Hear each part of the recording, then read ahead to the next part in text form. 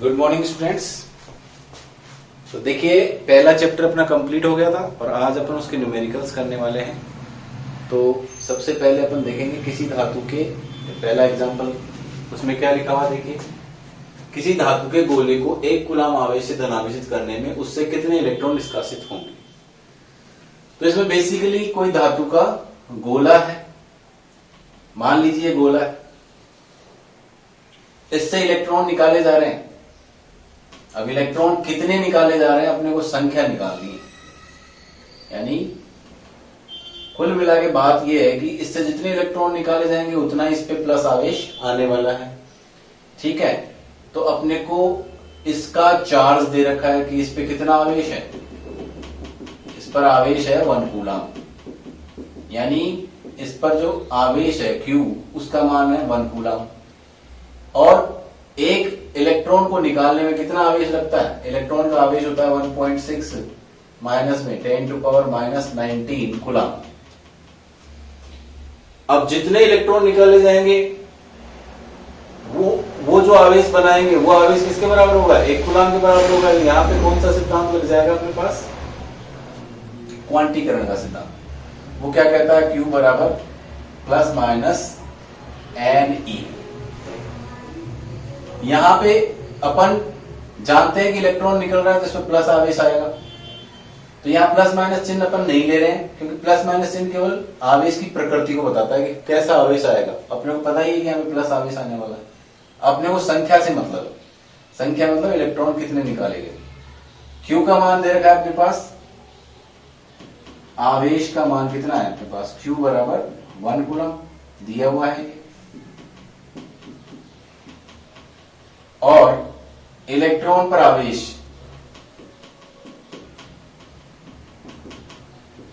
ये अपन जानते ही हैं कितना है, E बराबर है अपने पास 1.6 10 टू पावर माइनस 19 कूलम। यहां अपन नेगेटिव साइन नहीं लेते, नेगेटिव साइन केवल चार्ज की प्रकृति को बताता है कि कैसा चार्ज आ रहा है। फॉर्मूला अपने पास है क्वांटीकरण के सिद्धांत से Q बराबर NE। तो यहां से N का मान निकालें अपन, ये हो जाएगा Q अपॉन E। Q का मान है अपने पास 1 कूलम और E का मान है हमारे पास 1.6 10 की घात माइनस 19। इसको सॉल्व करना है अपने को। इसको सॉल्व करने के लिए जो 10 की घात माइनस 19 है उसको ऊपर लेके आएंगे, ये हो जाएगा 10 की घात प्लस का 19 डिवाइडेड बाई 1.6। अब आप देखिए 1.6 के अंदर ऊपर अपन मान के चले 1 है, क्योंकि इसके मल्टीप्लाई में अपन 1 मानेंगे, तो 1 के अंदर 1.6 का डिवाइड नहीं जा सकता। तो अपन क्या करेंगे, यहां से एक जीरो यानी एक 10 अपन उधार ले लेंगे, तो 10 इंटू 10 टू पावर 18 ऐसे लिख सकते हैं इसको, डिवाइडेड बाई 1.6 की जगह अपन क्या लिख सकते हैं 1.6 डिवाइडेड बाई 10, क्योंकि पॉइंट दशमलव घटाएंगे तो इसमें डिवाइड आ जाएगा, ये 10 ऊपर आके गुणा हो जाएगा। तो अपन इसको लिख सकते हैं 100 divided by 16 multiplied by 10 to power 18। 100 में 16 का डिवाइड करना है, सबको आता होगा 100 में 16 का डिवाइड करना। ये लीजिए 100 और ये होगा 16, तो 16 6 जा कितना होता है 96।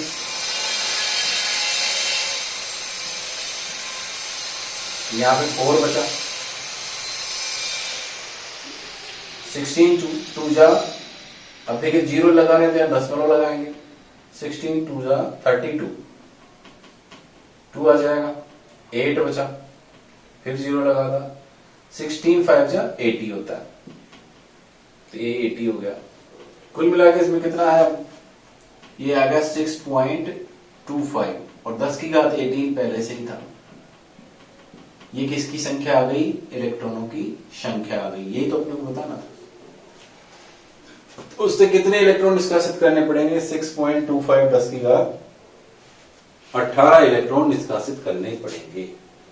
तो ये है पहला एग्जाम्पल, ठीक है।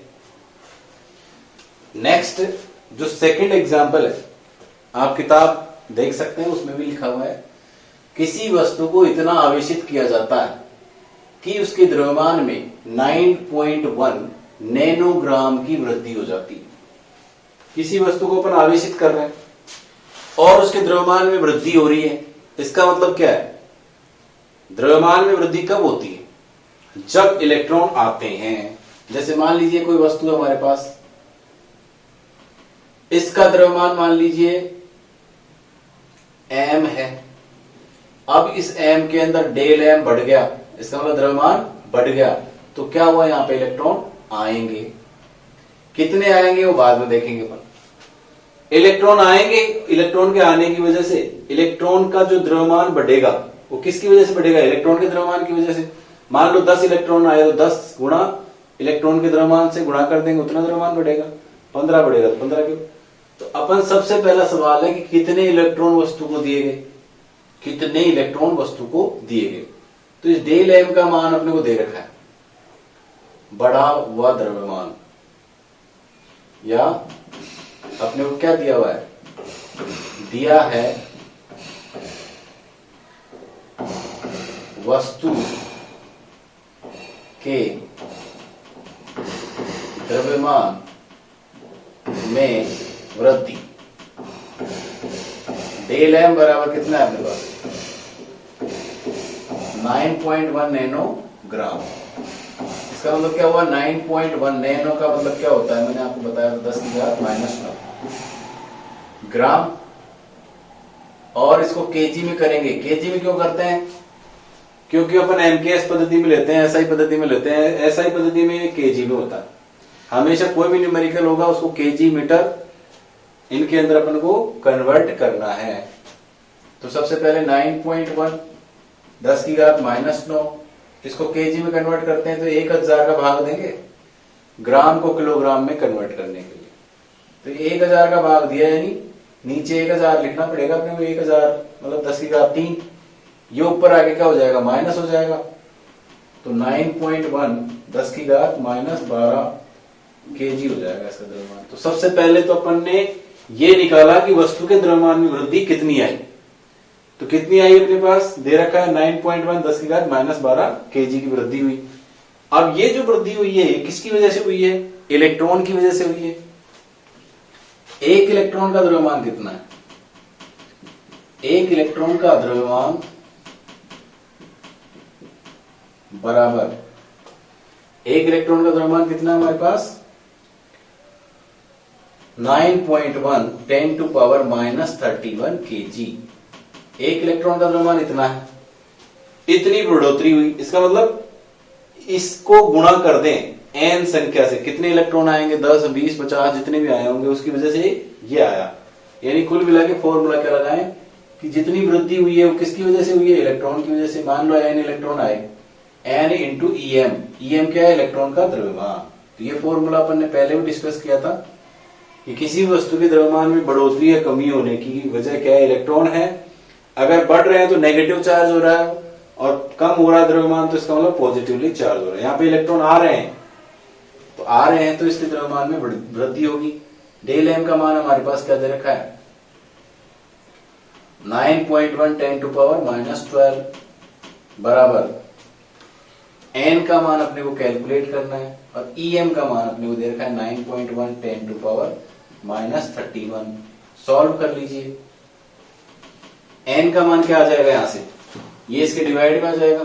तो 9.1 10⁻12 डिवाइडेड बाई 9.1 10⁻31। यहां से 9.1 से 9.1 कट जाएगा, और 10⁻31 ऊपर आके प्लस में हो जाएगा। ये हो गया अपने पास 10⁻12 इंटू 10⁻+31। इसको सॉल्व करेंगे तो कितने बचेंगे हमारे पास? 12 माइनस कर दो इसमें से। 12 माइनस करेंगे तो कितने बचेंगे हमारे पास? 10⁻19। ये क्या आ गई संख्या? इलेक्ट्रॉन कितने आए उसमें? 10⁻19 आ गए सब। पहला सवाल अपना कंप्लीट हो गया इसमें कि कितने इलेक्ट्रॉन वस्तु को दिए गए 10 की घात 19 दी गई। इसमें सेकंड जो प्रश्न आ रहा है, एक बार इसका स्नैपशॉट ले लो आप, फिर सेकंड देखते हैं। इसमें सेकंड प्रश्न कह रहा है कि आवेश का मान यानी Q का मान पूछ रहा है कि आवेश कितना आएगा, इतने इलेक्ट्रॉन आने से कितना आवेश आएगा, और प्रकृति ज्ञात कीजिए। प्रकृति तो अपने को पता ही है, इलेक्ट्रॉन आ रहे हैं तो कैसा होगा उस पर आवेश, ऋणावेश होगा।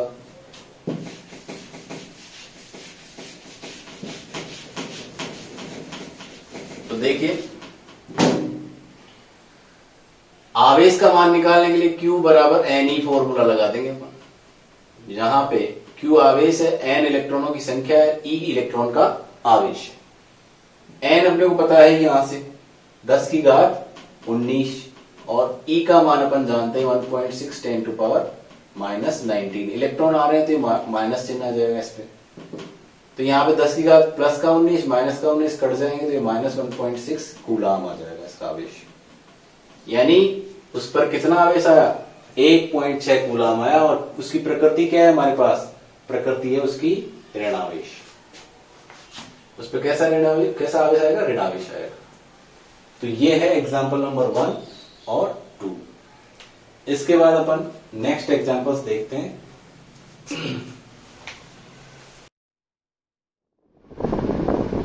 अब देखिए नेक्स्ट एग्जाम्पल अपन देखते हैं। नेक्स्ट एग्जाम्पल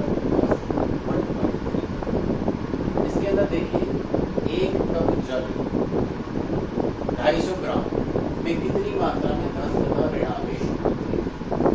इसमें लिखा हुआ है कि 1 कप जल को कितना मान रहा है, लगभग 250 ग्राम के आसपास।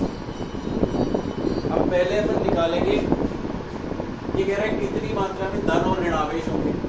अब सबसे पहले आपको पता होना चाहिए कि जल का जो फॉर्मूला होता है कितना, कौन सा होता है, H2। इसमें हाइड्रोजन के 2 परमाणु होते हैं और ऑक्सीजन का 1 परमाणु होता है। इसका अनुभार निकालना है। सबसे पहले क्या निकालना है, अनुभार। अनुभार बराबर क्या होगा, देखो 2 तो हाइड्रोजन के, 1 हाइड्रोजन के परमाणु का द्रव्यमान होता है, उसका द्रव्यमान होता है 2 प्लस ऑक्सीजन का होता है 16, यानी कितना हो जाएगा 18। इसका अनुपात कितना हो जाएगा 18। अब 250 ग्राम जल, इसके मोल निकालने पड़ेंगे। मोल कॉन्सेप्ट आपने 11th क्लास में केमिस्ट्री में पढ़ा होगा, अगर नहीं पढ़ा है तो यहाँ पे मोलों की संख्या निकालने के लिए क्या करते हैं, मोल बराबर पदार्थ की ग्रामों में मात्रा डिवाइडेड बाई अनुपात। ठीक है, पदार्थ की ग्रामों में मात्रा बटे अनुपात। मोल क्यों निकाल रहे हैं, क्योंकि मोल निकालने के 1 मोल में कितना अणुओं की संख्या होती है, अवोगाद्रो संख्या के बराबर। अवोगाद्रो नंबर कितना होता है 6.023 10 की घात 23। 1 मोल में इतनी संख्या में अणु होते हैं, परमाणु होते हैं। अगर परमाणु है तो परमाणु ऐसे भी तो परमाणु है जो स्वतंत्र अवस्था में पाए जाते हैं, वो परमाणु अणु होंगे तो 1 मोल में कितने अणु पाए जाएंगे। अब सवाल ये उठता है कि अपने पास अनुभार आ गया और अपने पास अवोगाद्रो संख्या आ गई। सबसे पहले तो मोल निकालेंगे। मोलों की संख्या कैसे निकलेगी, देखिए पदार्थ की ग्रामों में मात्रा कितनी है, 250 और अनुभार कितना, 80। ये तो आ गया मोल। 1 मोल में कितने अवोगाद्रो संख्या के बराबर परमाणु होते हैं या अणु होते हैं। 1 मोल में अणु कितने होते हैं, अवोगाद्रो संख्या के बराबर। इतने मोल में कितने होंगे, अवोगाद्रो संख्या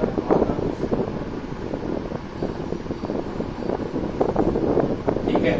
इतने अणु हो गए अपने पास 250 ग्राम। इतने अणु तो हो गए, लेकिन अपने को निकालना है इसमें धन और ऋणावेश।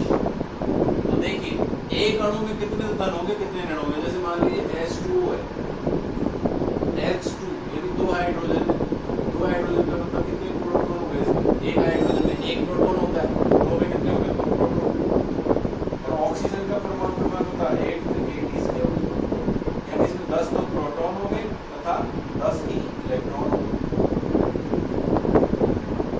कैलकुलेशन के लिए 10 प्रोटॉन ले लो चाहे 10 इलेक्ट्रॉन ले लो, अपने को तो जितने धन आवेश होंगे उतने ऋण आवेश होंगे। तो इसको क्या कर देंगे अपन, ये तो होगा इसके अणुओं की संख्या। अणुओं की संख्या, एक अणु में कितने प्रोटॉन, 10 से और बढ़ा, ठीक है। ये कुल मिला के अपने पास अणुओं की संख्या आ गई। अणुओं की संख्या के अंदर कितने आवेश है, इतने आ गए। अब एक आवेश के अंदर यानी एक प्रोटॉन में आवेश कितना होता है, वो भी अपन देख लें।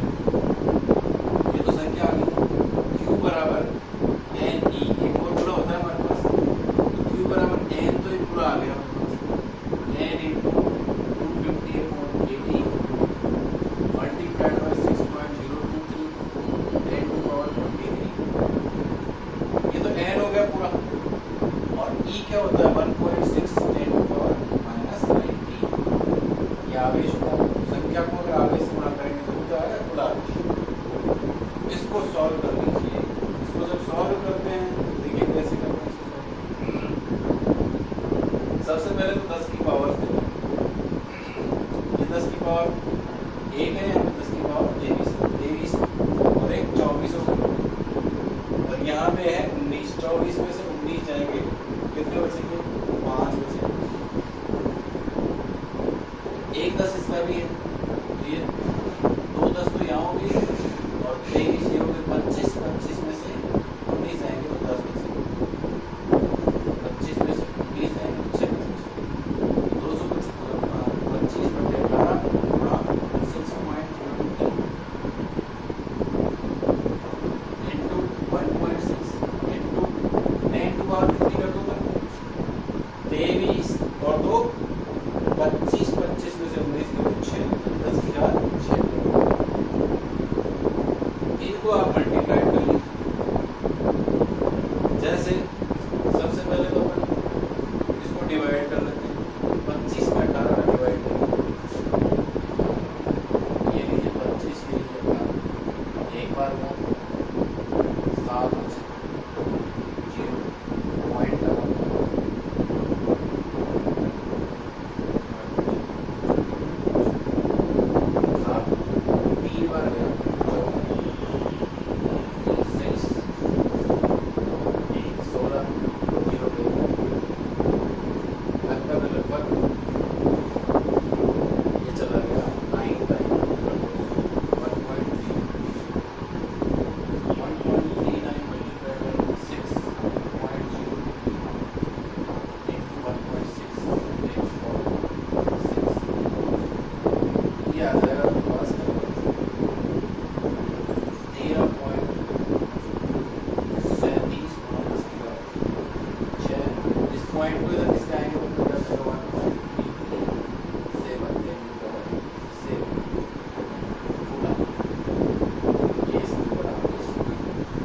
जितना गुना धनावेश होगा उतना ही गुना ऋणावेश। अगला सवाल है अपने पास, एक बिंदु आवेश Q, Q का मान कितना दे रखा है अपने को, Q का मान दे रखा है अपने को 2 माइक्रो कूलम। सबसे पहले सॉल्यूशन, Q का मान दे रखा है, ये Q1 कर लो इसको, Q1 का मान दे रखा है 2 माइक्रो कूलम। 2 माइक्रो कूलम मतलब 2 गुणा, माइक्रो को बोलते हैं 10⁻⁻6 और ये किस पॉइंट में स्थित है, ये भी दे रखी पोजीशन, इसको बोल देते हैं R1 वेक्टर। R1 वेक्टर का मान कितना होगा, जो 2 मीटर और 1 मीटर, ये x वाली पोजीशन होती है, ये y वाली होती है। और मैंने 11th क्लास में सिखाया था कि इसके वेक्टर कैसे बनाते हैं, x वाले के साथ i कैप लगा दो, i कैप, और y वाले के साथ j कैप लगा दो, 1 j कैप कर दो, j कैप, और लिखने की कोशिश करो। ये अपने को दिया गया है, दिया। Q2 का मान देखते हैं, Q2 का मान है -5 माइक्रो कूलम, इसको लिख सकते हैं -5 गुणा 10⁻⁻6 कूलम। और R2 का मान कितना होगा, R2 का मान होगा -2 i cap plus 4 j cap, ये हो जाएगा -2 i cap plus 4 j cap. देखिए अपन निकालते हैं फोर्स, किस पर निकालना है, Q2 पर Q1 द्वारा लगाया गया बल निकालना। मैंने आपको बताया था कि जैसे बल निकालते हैं तो ये होता है पहले वाला फॉर्मूला और दूसरा वाला होता है K कारण, यानी किस पर किसके कारण, दो पर निकाल रहे हैं एक के कारण, F2 इसका मान होता है K Q1 Q2 upon R21 का स्क्वायर R21 के, ये फॉर्मूला होता था। लेकिन जब अपन ने कूलाम का नियम पढ़ा था तब अपन ने ये देखा था कि दोनों आवेश धनात्मक माने थे और धनात्मक मानने पर यहाँ पे F21 आया था और यहाँ पे भी R21 आ रहा था। समझ रहे बात? अब धनात्मक मानने में क्या था, जैसे दोनों आवेश धनात्मक थे तो इनमें लग रहा था कौन सा बल, प्रतिकर्षण बल की दिशा ऐसे आ रही थी, ये क्यों बनता है ये। अच्छा, अगर दोनों ऋणात्मक होते जब भी कंडीशन सेम ही रहती, लेकिन अब क्या हो गया कि एक तो है धनात्मक और एक है ऋणात्मक, तो कंडीशन चेंज हो गई। कंडीशन चेंज हो गई तो ये वेक्टर जो है इसकी दिशा बदल जाएगी, R21 की जगह क्या आएगा, R12 हो जाएगा। यानी आकर्षण बल जब भी होगा जब है 1-2 करना है और प्रतिकर्षण होता है जब अपने को सेम ही रखना है। यहाँ पे जैसे आप F21 निकाल रहे हो तो यहाँ 21 करना है कब, जब आकर्षण हो, यानी एक प्लस हो एक माइनस हो। और अगर दोनों प्लस हो दोनों माइनस हो तो सेम ही रखना है, यहाँ R21 है तो यहाँ पे भी R21। देखिए इसमें तो कोई फर्क नहीं पड़ेगा क्योंकि ये तो एक परिमाण है, लेकिन फिर भी अपन लिख देते हैं 1 का स्क्वायर, यहाँ पे हो जाएगा R12। अब सबसे पहले देखिए K का मान आपको पता ही है, Q1 Q2 का मान यहाँ देखिए जाए, R12 का मान पता नहीं है। सबसे पहले R12 निकालेंगे, देखिए R12 कितना होगा, R1 क्या है हमारे पास, R1 vector minus R2 vector, ठीक है। जैसे अपन ने R21 लिखा था तो R2 vector minus R1 vector, यहाँ पे क्या लिखेंगे, R1 vector minus R2। R1 vector का मान क्या है हमारे पास, 2i cap plus j cap minus में 2i cap plus 4j cap minus में, ये माइनस माइनस प्लस हो जाएगा, ये हो जाएगा 4i कैप और ये माइनस का हो जाएगा, ये माइनस का 3j कैप, ये आ गया R12 वेक्टर का मान। अब देखिए यहाँ पे है कैप और यहाँ पे वेक्टर का मान, पहले इसको वेक्टर में कन्वर्ट कर लें। वेक्टर में कन्वर्ट करते हैं तो कैप बराबर क्या होता है, एकांक सदिश बराबर सदिश बटे सदिश का परिमाण। इस फॉर्मूले को अपन क्या चेंज कर लेंगे, F21 बराबर K Q1 अपॉन R12 की पावर कितनी हो जाएगी 3, यहाँ पे हो जाएगा R12 वेक्टर। क्यों हो जाएगा सर, क्योंकि R12 कैप बराबर होता है R12 वेक्टर बटे वेक्टर का परिमाण। एकांक सदिश क्या होता है, सदिश बटे सदिश का परिमाण। तो यहाँ पे तो ये सदिश आएगा और सदिश का परिमाण और आ गया, एक स्क्वायर तो पहले से ही था और एक और बढ़ गया तो 3 हो गई इसकी पावर, अब 3 हो गई। अब इसके अंदर मान कर दीजिए, A का मान होता है 9 गुणा 10 की घात 9 गुणा Q1 का मान। अब इसमें आपको माइनस प्लस नहीं लगानी, अब आपने कंसीडर कर लिया ना 1, अब इसमें माइनस प्लस 2 गुणा 10 की घात माइनस 6 गुणा 5 गुणा 10 की घात माइनस 6। ओके, R12 का मान अपन ब्रैकेट में रखते हैं, कितना आएगा 4i cap minus 3j cap divided में ये इसका परिमाण कैसे निकाला जाएगा। तो परिमाण निकालने के लिए मैंने 11वीं क्लास में सिखाया था, कोई भी सदिश है तो सदिश का परिमाण क्या करते हैं, i के गुणा में जो है उसका स्क्वायर प्लस j के गुणा में जो स्क्वायर कोई गुणा है उसको स्क्वायर, और k में जो भी है उसको स्क्वायर, k है ही नहीं, 4 चौक 16 हो गए, 16 प्लस 9 यानी 25 का अंडर रूट बराबर 5, 25 ये आ गया इसका मान। तो सॉल्व कर लेते हैं, देखिए सॉल्व करेंगे तो देखो क्या आएगा।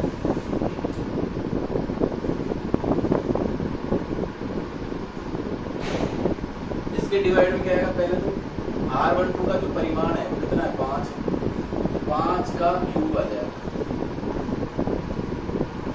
इसको अपन सॉल्व करते हैं। देखिए 10 की घात -6 और -6 कितने हुए -12 और ये कितना अपने पास प्लस का 9,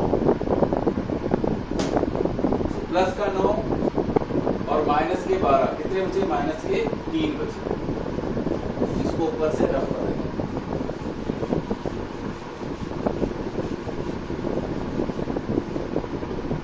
ये हो गया अपने पास 9 multiplied by 2 multiplied by 5 multiplied by 4 आई के है -3 जे के है डिवाइडेड बाय। अच्छा इसमें पावर कितनी बची 10 की घात -3 माइनस के 12 में से प्लस के हो जाएगा -3 और नीचे है 125। 5 की 3 पावर है तो 5 गुणा 5 25 हो गए और 25 गुणा 5 125 हो गए। ओके 9 दूनी 18 18 दूनी 90 90 हो गए। 90 बटे 125 मल्टीप्लाई बाय 4 आई के -3 जे के। अब 90 में 125 को भाग दी जाएगा तो एक जीरो और लेना पड़ेगा। एक जीरो और है नहीं इसके पास, इसमें माइनस बटा 900 divided by 125 multiplied by 10 power 4 आई के -3 जे के। ये हो गए।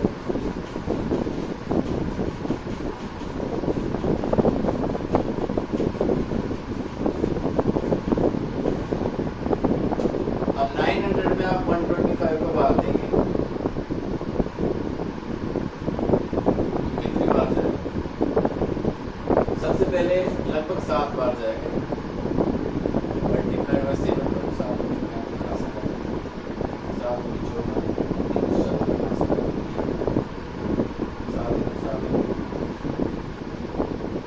8 सब चलता आगे लगता ये गया 7 बार। अब बचा इसमें से 25 जीरो लगा देंगे तो ये 2 बार चला गया 7